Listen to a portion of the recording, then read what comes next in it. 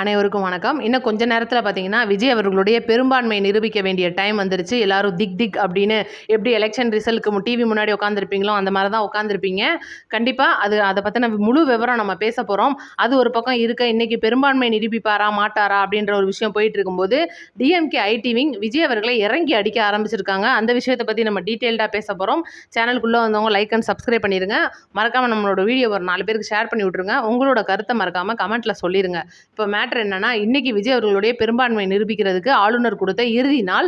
சபாநாயகர் முன்னால 118 எம்எல்ஏவை காட்டியே ஆகணும் அப்படின்றது ஒரு மிகப்பெரிய கணக்கு, எல்லாருக்குமே தெரியும். இன்னைக்கு தமிழக வெற்றி கழகத்தில் நம்ம 108 இடம் கையில் வச்சிருந்தாலும் விஜய் அவர்கள் ஒன்று ரிசைன் பண்ணது போக 107. அதில் பார்த்தீங்கன்னா நேற்று உச்சநீதிமன்றம் அதிரடி தீர்ப்பு ஒன்று வழங்கியிருக்கு. திருப்பத்தூர் தொகுதியில் பெரிய கருப்பன் அவர்கள் ஒரு ஓட்டில் தோத்து போயிருப்பாரு, திமுக காரரு. அங்கே பார்த்தீங்கன்னா நம்ம சேதுபதி அப்படின்ற தாவேகா வேட்பாளர் ஜெயிச்சிருப்பாரு. அந்த ஜெயிச்சதுக்கு எதிராக அவங்க திமுக காரங்க போட்ட வழக்கில் தேர்தல் ஆணையம் பதில் கொடுக்காதனால அவருடைய அந்த ஒரு வெற்றி அப்படின்றது வெற்றி அப்படிதான், நம்மளுடைய எம்எல்ஏ தான் அவர். ஆனால் நம்பிக்கை வாக்கெடுப்பில் அவர் கலந்துக்க கூடாது அப்படின்னு நேற்று ஒரு தீர்ப்பு வழங்கியிருக்காங்க. அப்போ 106 எம்எல்ஏக்கள் தான் இன்னைக்கு தமிழக வெற்றி கழக சைடில் இருக்கும். பார்த்தீங்கன்னா 2 திமுக, 2 இந்திய கம்யூனிஸ்ட், 2 மார்க்சிஸ்ட் கம்யூனிஸ்ட், 2 ஐயுஎம்எல். இவங்களுடைய ஒரு கூட்டணியில் நம்ம 120 பலத்தோட இருந்தால் கூட 2 போக 118 தான் இப்போதைக்கு நம்ம கையிலே இருக்குது அப்படின்றது ஒரு மிகப்பெரிய கணக்கு. இப்போ விஜய் அவர்கள் என்ன செய்ய போகிறார், எப்படி பெரும்பான்மை நிரூபிக்க போறார் அப்படின்னு எல்லாரும் மாதிரி நானும் பார்த்துட்டு தான் இருக்கேன். அதுக்கு முன்னால விஜய் அவர்களுடைய சமயோஜித புத்தியா யோசிச்சு வச்சிருக்கிற விஷயம் என்ன அப்படின்னா, அதிமுக காரங்களான 30 எம்எல்ஏ உடைய ஆதரவு நம்மளுக்கு வருது.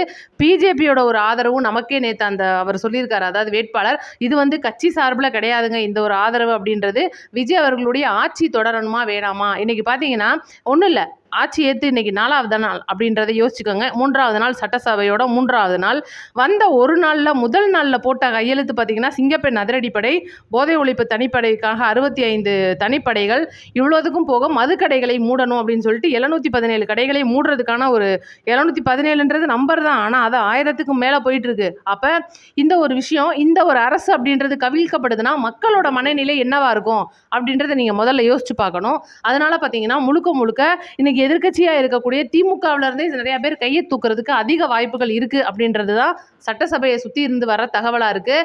இன்னைக்கு சிவி சண்முகம் அவர்களுடைய தலைமையிலான, அவங்க எஸ்பி வேலுமணி அவர்களுடைய தலைமையிலான 30 எம்எல்ஏக்கள் இன்னைக்கு விஜய் அவர்களுக்கு ஆதரவு கொடுப்பேன்னு சொல்லியிருக்காங்க. ஆனால் எடப்பாடி தலைமையிலான 17 எம்எல்ஏக்கள் இந்த ஆட்சிக்கு நாங்கள் ஆதரவு கொடுக்க மாட்டோம் அப்படின்னு நேருக்கு நேராக சொல்லியிருக்காங்க. இவ்வளோ விஷயமும் இருக்க, அமமுகவுடைய ஒரு கட்சி வேட்பாளர், அவர் மன்னார்குடியோட வேட்பாளராக இருந்த காமராஜ் அவர்கள் விஜயை கடத்திட்டாரு, விஜய் என்னை பிளாக்மெயில் பண்ணிலாம் இது வீடியோ எடுத்துட்டாங்கன்னு சொல்லிட்டு ஓவராக டிடிவி தினகரன் பயங்கரமாக பேசியிருப்பாப்ல. இது ஏஐ வீடியோங்க அப்படிலாம் பேசியிருப்பாரு. பார்த்தீங்கன்னா அந்த வேட்பாளர் இல்லை, நான் முழுக்க தமிழக வெற்றி கழகத்தோட இணைஞ்சு ரொம்ப நாள் ஆச்சு, டிடிவி தினகரனுக்கு தான் இந்த விஷயமே தெரியாது அப்படின்ற மாதிரி ஈஸியாக கடந்து போயிருப்பாரு. இதனால் பார்த்தீங்கன்னா அவர் அடிமட்ட தொண்டர்லேருந்து கூட நீக்கிட்டாங்க. அதை பற்றிலாம் அவர் கவலைப்படலை. ஆனால் அவர் எம்எல்ஏவாக தான் தொடர்ந்துக்கிட்டு இருக்காரு. இதனால் பார்த்தீங்கன்னா முழுக்க என்டிஏவோட அம்மா மக்கள் முன்னேற்ற கழகம்ன்ற கட்சி போய் இணைஞ்சது சுத்தமாக பிடிக்காமல் ராமநாதபுரம் மாவட்டத்தில் அந்த கட்சியவே கலைச்சிட்டாங்க. இவ்வளோ பெரிய விஷயம் நடந்திருக்கு.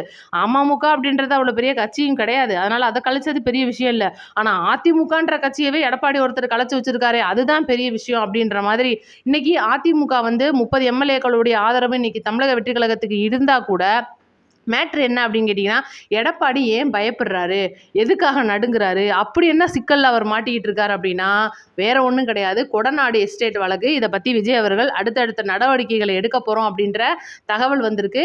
இன்னைக்கு விஜய் அவர்கள் முன்னெடுத்துக்கிட்டு இருக்கிற இந்த பாதை அப்படின்றது கண்டிப்பாக பூ பாதையெல்லாம் கிடையாதுங்க, சிங்கப்பாதை அப்படின்னே சொல்லணும். ஏன்னா அடுத்தடுத்து நடவடிக்கைகள் ஒன்று ரொம்பவே பலமாக போயிட்டு இருக்கு. நேற்று நிறைய பேட்டிகளில் பெண்களுடைய கண்ணீர் தொடச்ச மாதிரியான அந்த மதுபான கடைகளை மூடினது உண்மையிலே இந்த அரசுக்கு அந்த மதுபானத்திலேருந்து வர்ற ₹1 லாபம் கூட நமக்கு வேண்டாம் அப்படின்னு ஒரு பக்கம் சொல்கிறாங்க. ஆனால் ஒரு தரப்பு என்ன கேட்குறாங்கன்னா, அந்த ஒரு தரப்பு யாருன்னு நான் சொல்லிடுறேன். என்னங்க அது வந்த உடனே 717 கடையை மூடிட்டாருன்னா அங்கே இருக்கிறவங்களுக்கு யாருங்க சம்பளம் தருவா, அங்கே இருக்கிறவங்களுக்கு என்னங்க வேலை, அவங்க குடும்பத்துக்கு என்னங்க பண்ண போகிறாரு அப்படின்ற மாதிரி சில பேர் கேட்குறாங்கல்ல. அது யாருன்னா நம்மளுடைய டிஎம்கே ஐடி விங்கு தான்.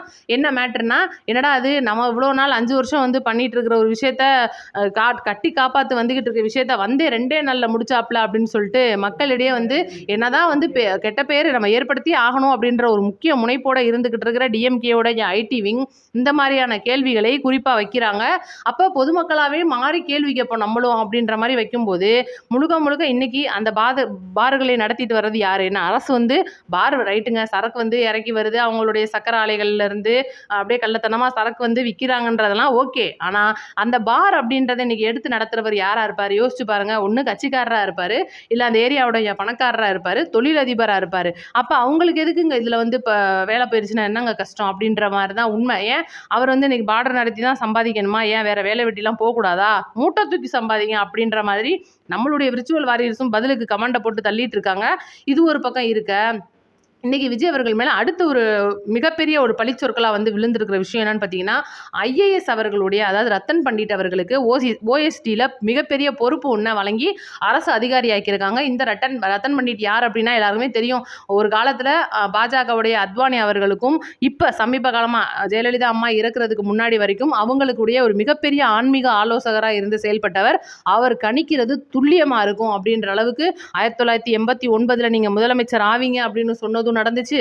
1996 உங்க மேல வந்து அந்த கொள்ளைகள் அது ஊழல் வழக்கு வரும் அப்படின்றது நடந்துச்சு. நீங்க ஜெயிலுக்கு போவீங்கன்றதும் நடந்துச்சு. அதுக்கப்புறம் உங்களுக்கு இந்த மாதிரியான ஒரு இறப்பு வரும் அப்படின்றதும் நடந்துச்சு. அதுதான் ரத்தன் பண்டிட் அவர்களுடைய ஒரு மிகப்பெரிய சிறப்பு.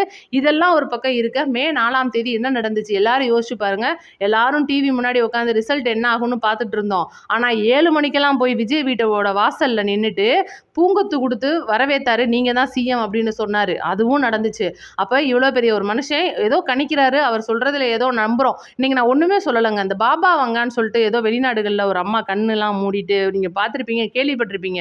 வெளிநாடுகளில் சொல்றத இங்கே சொல்லும்போது, அவங்க சொல்லும்போது சுனாமி வருது, அவங்க சொல்லும்போது திடீர்னு நிலநடுக்கம் வருது, அவங்க சொல்லும்போது இந்த சம்பவம் எரிமலை வெடிக்குது, இதெல்லாம் நம்புற நீங்க ஏன் இன்னைக்கு தமிழ்நாட்டுக்கு ஒரு நல்லது நடக்குதுன்னு ஒரு மனுஷன் சொன்னாருன்னா நம்ப மாட்டேன்றீங்க?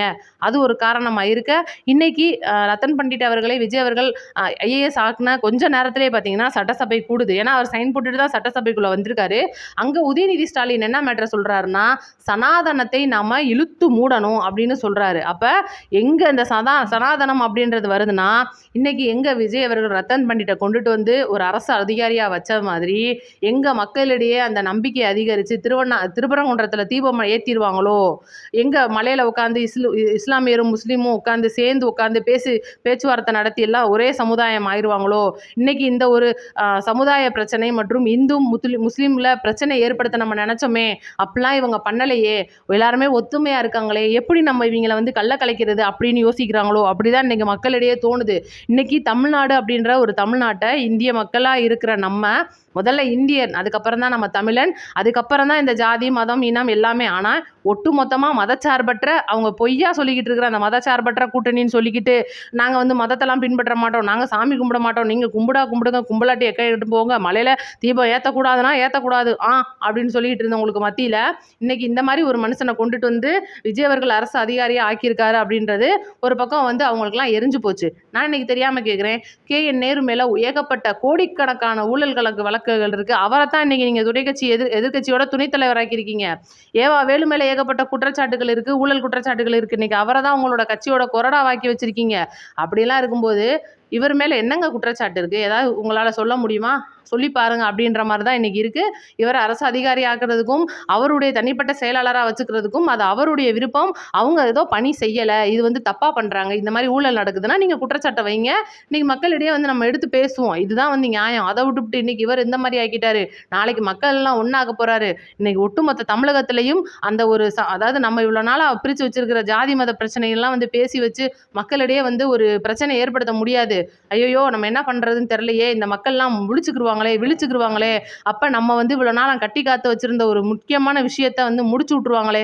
நான் தெரியாமல் கேட்குறேன், எலெக்ஷனுக்கு முன்னாடியும் சரி, எலெக்ஷன் ரிசல்ட் வரும்போதும் சரி, உங்கள் வீட்டில் சாமி இல்லைன்னு சொல்லிக்கிட்டு இருக்கிறவங்க எதுக்காக கொடைக்கானலில் போய் உட்காந்து ஒட்டக்க பூஜையெல்லாம் பண்ணீங்க தெரியல. அப்படியே அடி பிரதர்சனம், அங்க பிரதர்சனம்லாம் வந்து நடந்துச்சு. அதை ஏன் பண்ணீங்க? சாமியை நம்பாதவங்க தெரியல. எங்களை பொறுத்த வரைக்கும் கடவுள் இருக்கிறார். கடவுள் தான் இன்னைக்கு விஜய் அவர்களை தமிழ்நாட்டு முதலமைச்சர் ஆக்கி எங்களுக்கு நல்லது செய்ய அனுப்பிச்சு வச்சிருக்கார் அப்படின்னு நாங்க நம்புறோம். நீங்க நம்புனீங்கன்னா மறக்காம கமெண்ட்ல சொல்லிருங்க. என்னைய மாதிரி எத்தனையோ பேர் வேண்டுதல்லாம் வச்சிருப்பீங்க. நாங்க பார்த்தீங்கன்னா ஆல்ரெடி வேண்டுதல்லாம் நிறைவேத்திட்டு வந்தாச்சு. அதனால தான் நான் தொப்பி போட்டிருக்கேன். இதை நான் ஏற்கனவே நிறைய இடத்துல சொல்லியிருக்கேன். சில பேர் நேத்துலேருந்து பார்த்தீங்கன்னா நான் வந்து விஜய் நான் வந்து முதல்வர் ஆயிட்டாருன்னா தேங்காய் உடைப்பேன், சாமிக்கு போயிட்டு அர்ச்சனை கொடுப்பேன், நிறைய பேருக்கு சாப்பாடு வாங்கி கொடுப்பேன் அப்படிலாம் சொல்லியிருந்தீங்க. கமெண்ட் பாக்ஸில் நிறைய பேர் அதை நிறைவேற்றிட்டு கமெண்ட்டும் போட்டிருந்தீங்க. நான் பார்த்தீங்கன்னா மொட்டை எடுப்பேன், முடியெல்லாம் இறக்கியிருக்கேன்னு சொல்லியிருக்கேன். அதே மாதிரி முடி இறக்கி எடுத்துகிட்டு வந்துட்டு இப்போ பார்த்தீங்கன்னா கொஞ்சோண்டு வளர்ந்துருச்சு. அதனால தான் நான் கேப் போட்டிருக்கேன். நிறைய பேர் கூட சொன்னீங்க கேப் அக்கா நல்லா இல்லை கழட்டிடுங்க அப்படின்னு சொன்னீங்க. லைட்டாக முடி வளர்ந்ததுக்கப்புறம் நான் கழட்டிடுறேன். அது ஒரு பெரிய விஷயமே கிடையாது.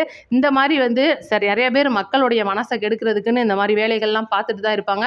நீங்கள் எதை பற்றியும் கவலைப்படாதீங்க.